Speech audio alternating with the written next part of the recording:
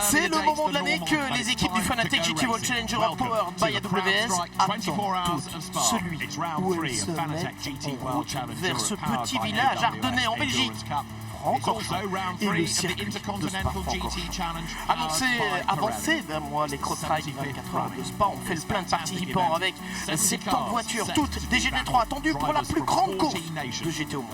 8 marques prestigieuses sont représentées avec 251 pilotes reprenant pas moins de 38 nationalités. Les Crossride 24 heures de Spa sont donc plus internationales que jamais et vous allez le voir, ce n'est pas tout à fait étonnant puisqu'elles intègrent le Fanatec GT World Challenge Powered by AWS. Une compétition qui se déroule sur 4 continents. L'Europe, bien sûr, mais aussi les États-Unis, l'Asie et l'Australie. Une compétition qui ne cesse de grandir et qui permet aux constructeurs de marquer des points. Si l'on se concentre sur la compétition européenne, il y a 10 épreuves. 5 de l'Endurance Cup, dont les Crossride 24 heures de Spa, évidemment, en point d'or, et 5 de la Sprint Cup avec 2 courses d'1 heure à chaque fois. 10 épreuves sur des circuits aussi prestigieux, notamment les Crossride 24 heures de Spa, c'est l'événement le plus prestigieux, bien sûr, le plus populaire aussi, notamment avec cette parade du mercredi soir lorsque les voitures des 24 heures, mais aussi des voitures d'exception prennent la route nationale qui relie Francorchamps au centre de la ville de Spa, le tout dans une ambiance festive tout à fait unique. La communion entre les fans et les acteurs, c'est ce que l'on aime ici au Crossride 24 heures de Spa. That was where the driver's briefing took place, but there was also plenty of time for autographs, for posters to be signed, and for the drivers to enjoy themselves on the road, with lots of enthusiastic fans lining the route. All part and parcel of the atmosphere and the build-up to the CrowdStrike 24 Hours of Spa, something that makes this race unique. C'est incroyable de voir autant de gens. Je pense qu'on doit frôler le record. Il y a beaucoup de public attendu, nous dit Philippe Heng ce week-end. Et c'est toujours super de conduire une GT3 vers le centre-ville. C'est toujours vraiment une expérience hors du commun. Pépine van der Linde qui nous dit qu'on sent une vibration particulière et tellement d'excitation pour cette course. Une fois par an, on vient ici, on retrouve les meilleurs pilotes et les meilleurs teams au monde. Il est forcément très impatient et motivé.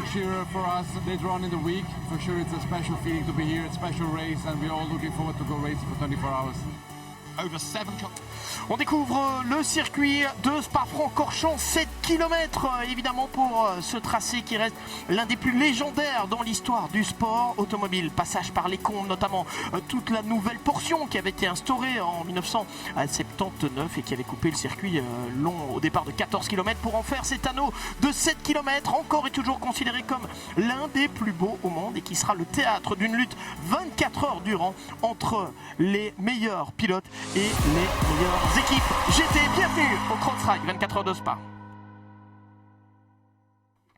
Et bienvenue avec ces images du direct des Crossride 24 heures de Spa. Nous sommes sur le circuit de Spa-Francorchamps. Bien sûr, on est ravis de vous accueillir pour ce rendez-vous à part. C'est le rendez-vous phare, clairement, de la saison. Avec, on aura l'occasion d'en reparler. On a eu une triste nouvelle, malheureusement, ce matin avec un accident et le décès d'un des pilotes évoluants, Dylan Vanethoff, le jeune néerlandais évoluant dans le cadre de la Formule Régionale Championship by Alpine, jeune pilote néerlandais. On aura d'ailleurs une minute de silence pour Dylan Vanethoff, pilote de l'équipe MP Motorsport. On sait tous évidemment que le sport automobile peut être dangereux. Évidemment, ce sont des moments que l'on ne veut pas vivre et on va donc évidemment tout d'abord présenter nos plus sincères condoléances à la famille et aux amis d'Dylan Vanethoff et respecter une minute de silence.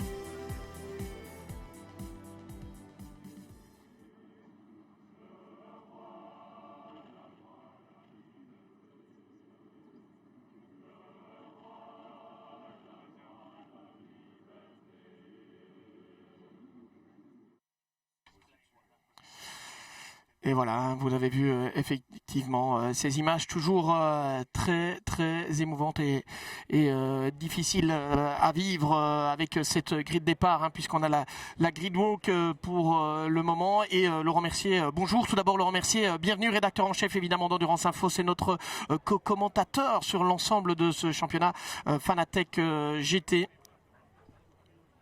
Bonjour Laurent.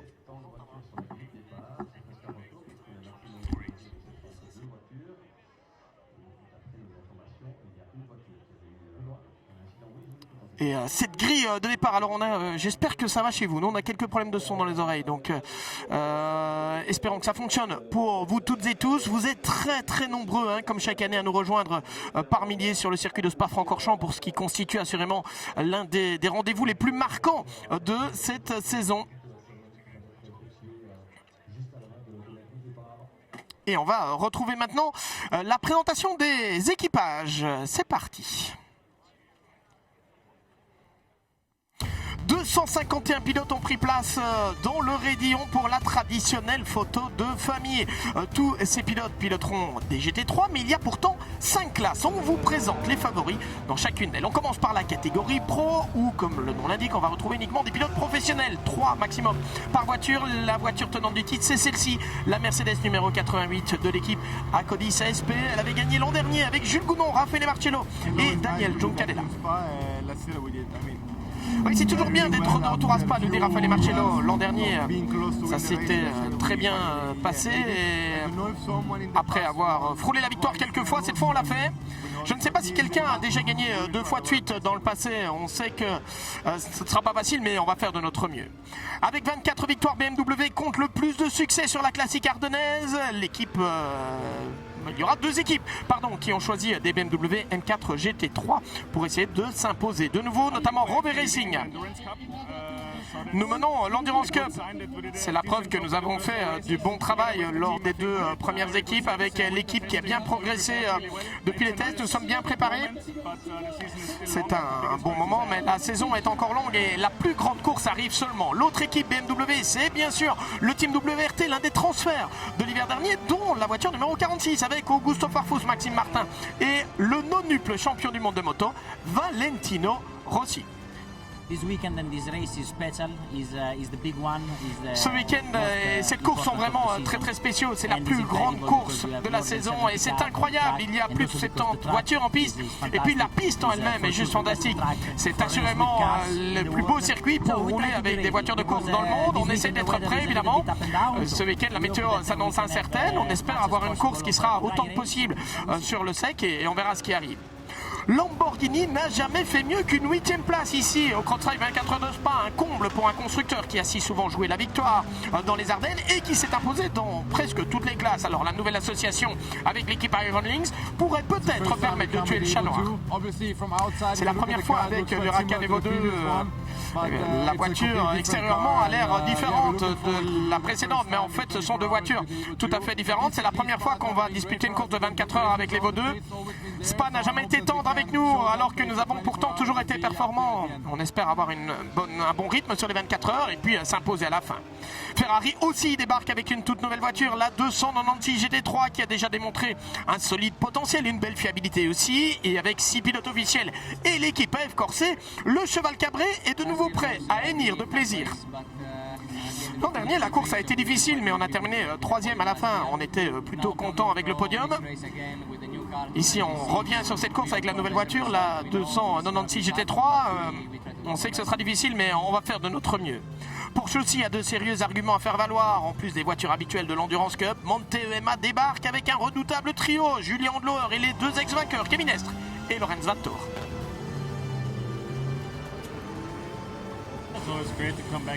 Ouais, c'est toujours super de revenir ici. Pour Kevin et moi, on doit un peu se réadapter puisqu'on roule en LMDH pendant la saison et c'est donc un pas en arrière en termes de performance. Mais nous avons de très bonne chance. Monte est toujours là. C'est un team très professionnel. On a un bon équipage. Les Porsche semblent compétitifs. Donc tout est là pour rencontrer le succès. Avec un nombre record de 13 R8 LMS GT3, Audi veut renouer avec la victoire 6 ans après son dernier succès. Là aussi, on a une chance en plus que les concurrents habituels du championnat avec cette voiture de Scherer Sport PHX et un redoutable trio, Lucas Hexler, Niki Thiel et Kelvin van der Lee. Je ne viendrai pas ici sans une vraie chance de faire quelque chose. Quand Scherer Sport m'a proposé de venir ici avec un bon équipage, évidemment j'ai été intéressé. Je me réjouis, nous sommes ici les outsiders, nous avons un avantage car personne ne nous attend. Je pense qu'on sera un peu moins surveillé par rapport aux habitués du championnat. J'espère qu'on pourra rester sous le radar et surprendre tout le monde dimanche. On passe à la catégorie Pro-Am avec 2 pilotes Platinum dans ce cas-ci éventuellement et 2 pilotes bronze. Et parmi les engagés pour cette course, notamment la Mercedes numéro 4, George Kurtz, Ian James, Colin Brown et Felipe Fraga. George Kurtz qui est le patron de CrowdStrike, le nouveau sponsor titre de cette épreuve.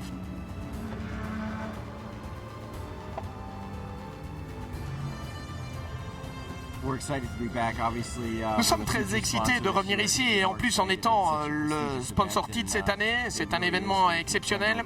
C'est vraiment la crème de la crème dans les courses de GT.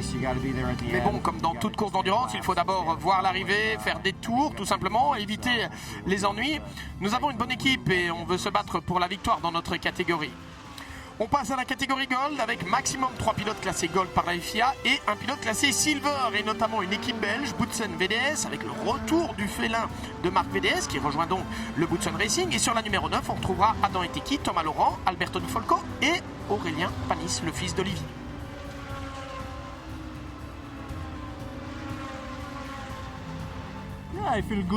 C'est un bon sentiment pour être honnête. C'est une course à domicile pour l'équipe. On est vraiment impatient d'y être évidemment. Ce sera une course difficile mais nous sommes prêts. Nous avons un bon équipage, nous avons une bonne équipe. Je pense qu'on peut se battre pour la victoire en Gold Cup et on va se battre en tout cas pour ça. 3 ou 4 pilotes peuvent rouler dans la Silver Cup, ce sont donc des pilotes semi-professionnels ou de jeunes. Professionnels, c'est dans cette catégorie que l'on retrouve la seule Aston Martin engagée avec le français Romain Leroux notamment, mais aussi Jeff Kingsley qui était déjà présent l'an dernier et qui va servir en quelque sorte de capitaine sur cette Aston du Bullitt Racing. J'étais en effet là l'an dernier avec une autre voiture. Cette année, je suis là avec le Bullitt Racing Team et cette Aston Martin Vantage GT3. J'espère que je peux apporter mon expérience ici, notamment aussi en pilotage de nuit, qui sera quelque chose de nouveau pour mes équipiers. J'espère qu'on peut rejoindre l'arrivée. La régularité sera importante et on espère pouvoir apporter cette Aston Martin aux avant-postes. On termine par la Bronze Cup qui sera la catégorie la plus fournie avec 22 équipages au départ. On peut retrouver un pilote pro, Platinum donc, un ou deux Silver des semi-pro et un pilote amateur, un pilote bronze. Et après la victoire au Paul Ricard, c'est l'équipe HRT qui mène le championnat, notamment avec le patron pilote Hubert Rout.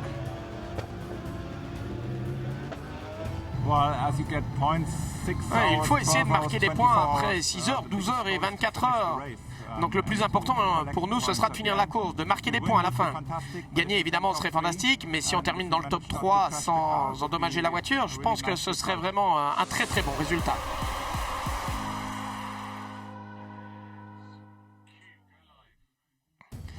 Et nous sommes de retour en direct avec Laurent Mercier, bien sûr, Laurent, pour vous parler de cette édition. On va parler un peu belge, un peu français, hein, si vous le voulez bien. Vous parlez bien le belge, mon cher Laurent? J'ai l'habitude avec vous. Eh bien, c'est la 75e édition des CrowdStrike 24 heures de Spa. Et on va plonger sur la grille départ dans la foule, véritablement, avec Amanda Buzik. Elle est aux côtés du poleman Matteo Cheroli, première pole Porsche depuis 1968. C'est une voiture engagée en Bronze Cup qui est en pole des CrowdStrike 24 heures de Spa et c'est grâce à Matteo Cheroli. On imagine qu'il y a beaucoup de fierté pour vous. Alors parlez-nous un peu du niveau ici. Oui, tout d'abord, c'était tout à fait inattendu évidemment d'être en pole position générale pour les 24 heures de Spa. Mais bon, on est parvenu à le faire effectivement. C'est fantastique en tout cas de partir depuis la première place. Ce sera probablement un cauchemar avec les conditions climatiques et d'avoir 70 voitures ici. Ça ne sera pas facile, ça c'est sûr.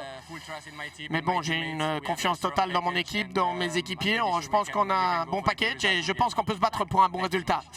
Et effectivement, Matteo Cheroli, alors si vous nous rejoignez maintenant, si vous n'avez pas suivi les essais qualificatifs, ne vous en faites pas. Professeur Laurent est là, il va vous expliquer tout cela, Laurent, parce qu'effectivement, on a eu des séances qualificatives très particulières et c'est la raison pour laquelle on retrouve une voiture bronze en fait en pôle. Ouais, exactement. Avec une voiture bronze en pôle, on a eu l'arrivée de la pluie qui a un petit peu modifié un petit peu le cours. Un petit problème de son. Vous avez un problème de console, mais vous allez de nouveau dérégler la console. Dépêchez-vous, on va avoir une interview qui arrive. Je vous expliquerai après alors. J'entendais rien. Alors, on aura pas mal de voitures de la Bronze Cup qui sont là, notamment celle d'Iron Dames. Ça tombe bien parce qu'on va retrouver Gemma Scott. Elle est avec Sarah Bovic des Iron Dames, évidemment, qui partiront depuis la 12e position. Sarah, ça a été une séance qualificative fantastique pour vous, les Iron Dames. Oui, c'est la première fois qu'on part aussi bien placé sur la grille. On va le prendre, évidemment. On a eu un peu de chance en qualification, mais je pense qu'on a fait le job aussi, quelque part. Et Dorian a été fantastique en Super Pole. Je pense que démarrer vraiment si près du raidillon, c'est impressionnant, alors que l'an dernier on était tout au fond de la grille. Ce sera une course difficile, évidemment. On sait que les qualifs n'ont normalement pas beaucoup d'importance sur le résultat final, mais évidemment pour le moral c'est toujours bon, nous dit Sarah Bovy, héroïne locale en quelque sorte. Sarah, on revient vers vous, le remercier maintenant que vous avez évité d'abîmer notre console. On peut parler des essais qualificatifs. Exactement, donc on a eu l'arrivée de la pluie en pleine séance qualificative, on a des équipages qui roulent à 3, d'autres qui roulent à 4, et l'arrivée de la pluie est arrivée en pleine séance qualificative, et ceux qui roulent à 3 n'ont pas disputé la première séance, et forcément ça a troublé un petit peu la hiérarchie. Et on a eu pas mal d'équipages à 4 qui sont donc passés en Super Pole. Parce qu'on prend la moyenne en fait pour déterminer. Comme sur le reste du championnat. Oui. Et forcément, ceux qui avaient 4 pilotes ont été un petit peu avantagés. On a quand même 7 voitures qui sont passées de la classe 7 voitures pro, oui, effectivement. Qui sont passées en Super Pole. Mais donc on a toutes les classes qui sont passées en Super Pole par contre, des 5. Alors on a retrouvé aussi Ferrari aux avant-postes. C'était peut-être pas attendu. Alessio Rovera, excellent deuxième des essais qualificatifs. Il est avec Amanda. La Ferrari numéro 51 qui est derrière nous. La Ferrari qui a gagné en 2021. Alors vous, Alessio, vous espérez gagner vos premières 24 heures de Spa. Et qu'est-ce que vous attendez quand on voit les conditions, évidemment? Oui, je suis très excité de partir depuis la première ligne, spécialement dans ces conditions, quand il y a des sprays comme ça. Maintenant, le pari, ce sera de choisir les bons pneus. Et puis la course va vraiment être très très longue, donc on va voir ce que c'est. Alors effectivement, mon pneu, c'est juste slick ou pneu pluie. On n'a qu'une seule spécification en slick. Vous voyez qu'on a les voitures les GT1, dont cette McLaren Senna GTR notamment, qui sont là, qui sont présentes. Aussi, il y avait une Praga, il y avait des Lamborghini Essenza V12 avec le V12 qui a résonné dans toute la vallée de l'eau rouge. Ces voitures très très spectaculaires. On sait que Stéphane Rattel il tient beaucoup à ces voitures, alors comme il le disait lui-même en conférence de presse, on ne peut plus parler d'hypercar parce qu'aujourd'hui hypercar ce sont les protos du monde, mais parler d'ultracar, disait-il par exemple, des voitures absolument exceptionnelles. Ferrari qui effectivement avec Alessio Rovera va partir donc en première ligne. Le choix des pneus, ce serait intéressant de le savoir. Je pense qu'on va voir assez rapidement quand ils vont prendre la piste qui va choisir les pluies, qui va choisir les slicks. Ce sera intéressant en tout cas. Alors on va retrouver Gemma Scott de nouveau à l'interview. Elle est avec Gilles Magnus. On était parlé, vous étiez en train de dire qu'en fait vous étiez plus rapide sous la pluie, mais apparemment les choses sont en train de s'améliorer et tout le monde passe au pneu slick. Oui, mais les conditions sont encore mixtes. Je ne pense pas qu'il n'y a pas plus de pilote qui a plus d'expérience que des conditions mixtes que Fred Vervisch ici à Spa. Ouais, il a fait un bon boulot en Super Pole et il prendra le départ. Oui, on est en bonne position, on va essayer d'éviter les problèmes et je suis plutôt confiant sur le fait que l'on peut faire quelque chose de bien, nous dit Gilles Magnus. Effectivement, Frédéric Vervisch, on vous le confirme, pour avoir fait des tours et des tours, lui qui avait terminé deuxième des 24 heures de Spa 2020, il a roulé en Fun Cup ici au 25 heures Fun Cup, il a donné des cours de pilotage à l'époque notamment avec Curbstone. Donc Frédéric Vervisch connaît ce circuit très bien, il le connaît dans toutes les conditions, il sait quels endroits vont sécher plus vite, moins vite. Ça peut être un avantage, ça c'est sûr, du côté de Frédéric Vervisch, bien évidemment. On va rester avec les interviews Laurent avant de revenir vers vous, mais on continue avec l'interview de Klaus Bachler, troisième meilleur chrono hier. C'était votre pronostic pour la Super Pole, pas de chance Laurent Mercier. Troisième place avec Amanda. Et on a 5 constructeurs qui sont représentés sur les 3 premières lignes de la grille départ, et on a Klaus Bachler avec la Porsche ici. Alors pourquoi y a-t-il seulement 2 Porsche et que la Porsche est aussi rapide? Honnêtement, c'est une piste qui convient bien à notre voiture. Alors il y a d'autres pistes qui nous conviennent bien, mais je dois dire que celle-ci convient vraiment bien au Porsche. J'aime beaucoup Spa.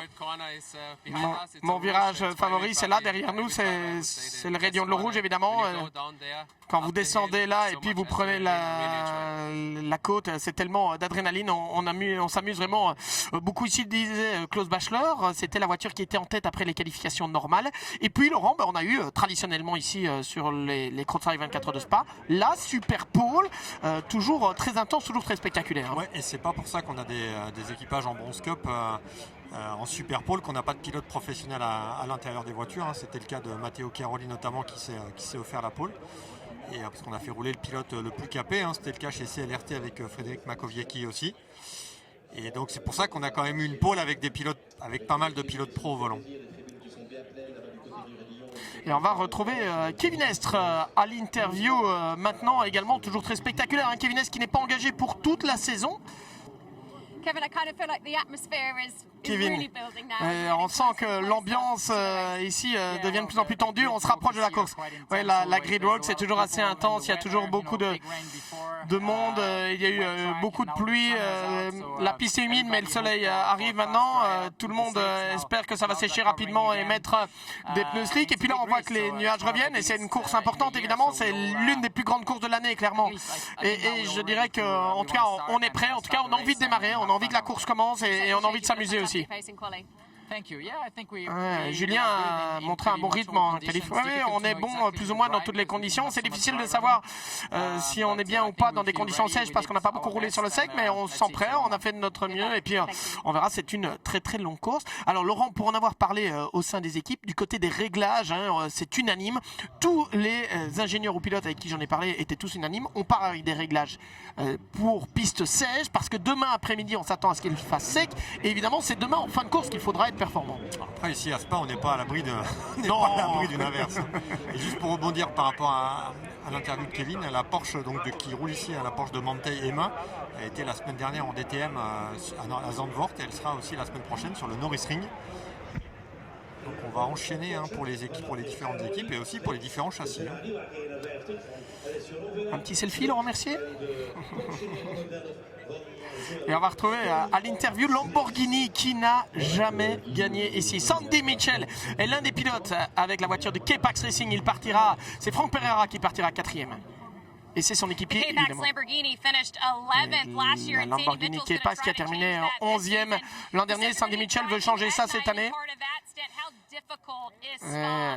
Vous savez que rouler de nuit à Spa c'est difficile, oui, c'est très très difficile, on n'a pas de feu supplémentaire, notamment dans cette partie du circuit, quand on va dans la forêt c'est très très sombre, il y a quelques virages qu'on anticipe avant vraiment de les voir, quand vous arrivez à rentrer dans le rythme c'est vraiment bien, mais quand vous vous réveillez au milieu de la nuit, que vous devez monter dans la voiture et être directement performant, c'est pas simple, mais bon, ça reste néanmoins excitant, nous dit Sandy Mitchell.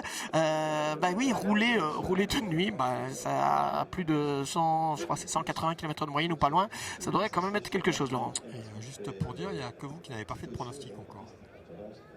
Vous avez raison, je dois le faire là maintenant. Oui. Écoutez, je vous laisse, je reviens dans une demi-heure. Demain après-midi, non? Je vous reviens tout de suite. On va écouter Charles Weir, je vous laisse traduire l'interview. Allez, allons-y, Charles Weir. Charles, voilà, on vide la grille pour le moment.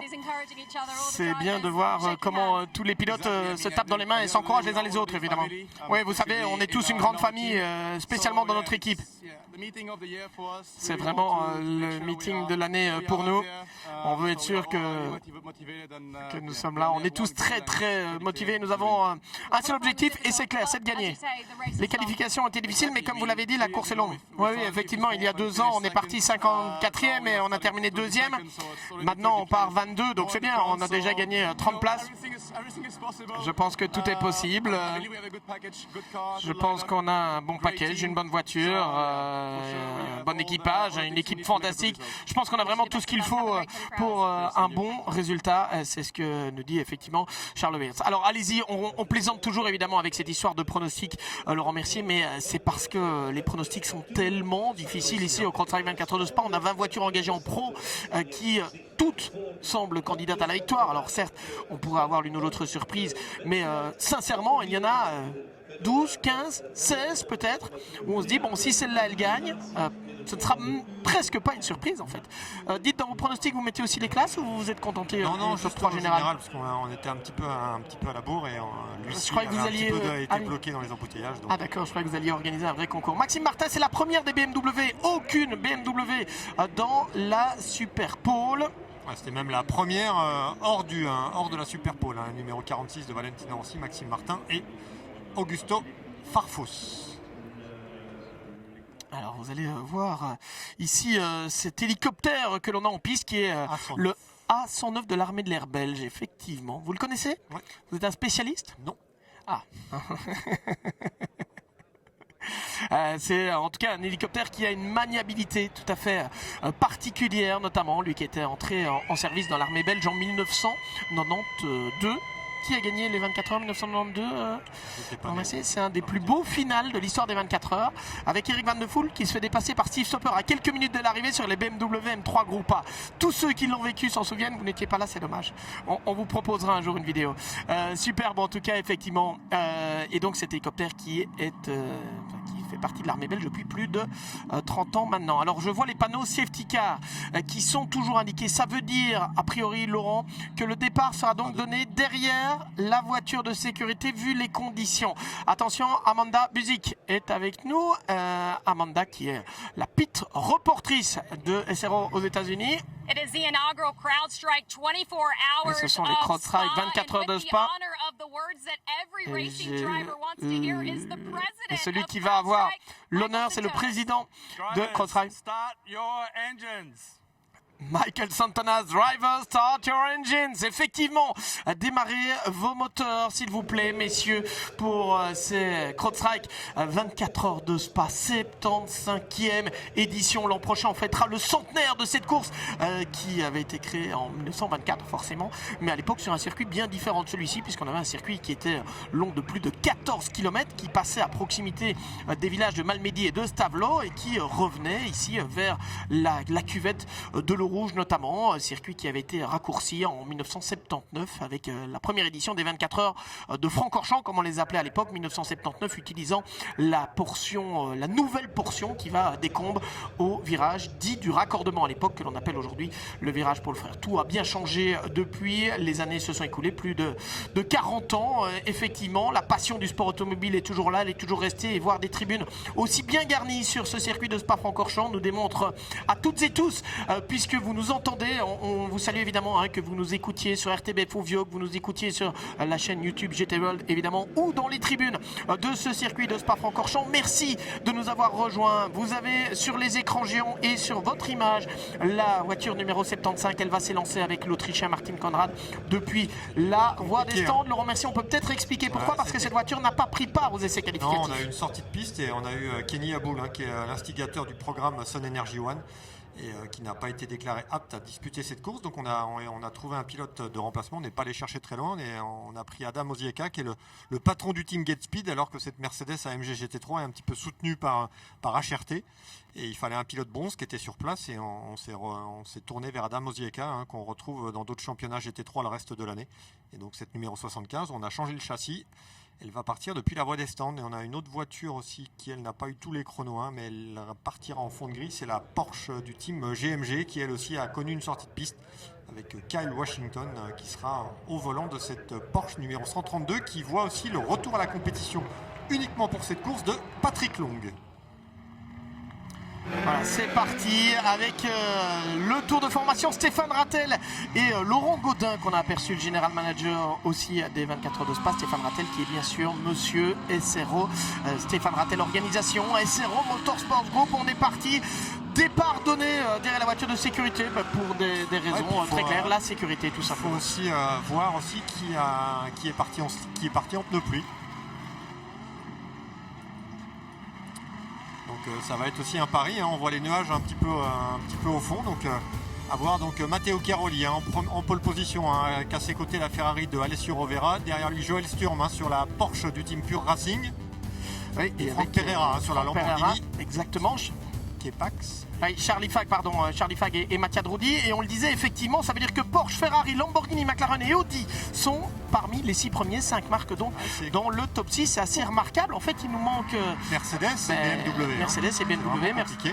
Mercedes qui a gagné l'an dernier, BMW qui est avec les 2 voitures du team WRT 21 et 22. Attention, voiture de Rover Racing aussi. Alors on en a un peu parlé, Charles Weerts en a parlé en tout cas à l'interview en disant il y a 2 ans on était parti 54e, on avait terminé 2e. Il a oublié de dire qu'à 10 minutes de l'arrivée ils étaient encore en tête et que vraiment WRT était passé très très près de la victoire. Et puis juste pour la petite histoire et la petite anecdote, Laurent, la voiture qui est partie le plus loin dans l'ère GT qui s'est imposée, vous vous en souvenez? Vous me l'avez sorti l'année dernière. Ah voilà, vous ne retenez pas d'une fois à l'autre, vous oubliez chaque fois. C'était Phoenix Racing 2012, victoire du Phoenix Racing, on était parti 29e. Et là, les 2 GT3 de pointe qui partent les plus loin, on a la Lamborghini du team Iron Lynx qui avait connu un contact durant les essais qualificatifs avec Jordan Pepper qui part très loin. Et on a aussi la 2e Ferrari d'AF Corset qui roule en pro, la voiture de Daniel Sierra qui part elle aussi dans la 2e partie, on va dire, du peloton.